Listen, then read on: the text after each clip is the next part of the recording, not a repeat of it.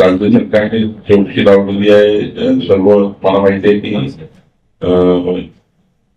सर्व केंद्रीय विमान वाहतूक मंत्रालय या ठिकाणी चौकशी करत आहे. त्यांची मागणी आहे चौकशी केंद्र सरकार करेल, राज्य सरकार करेल. पण मला जी काही महाराष्ट्राची संस्कृती आहे, आपलं जे संस्कार आहे, असं कधी महाराष्ट्रामध्ये घडू शकत नाही. आणि अजितदादा हे खऱ्या अर्थाने इतके लोकप्रिय आणि इतके जनप्रिय नेते आहे की आपली सर्व अनुभव दुःखात आहे.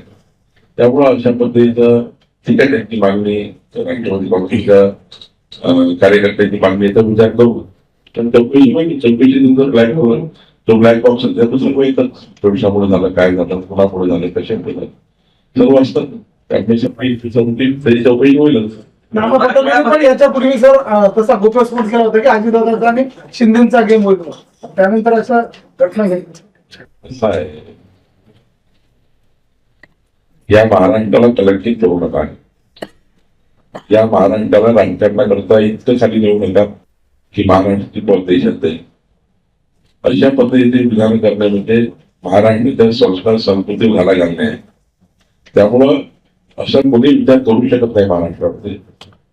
लहानसा पुराणही पडत नाही आठव्या वगैरे असे विचार करणे, असे शब्द काढले तोंडातून. नाना पटोले जरा वैचारिक विचार करतील असं मला वाटतं.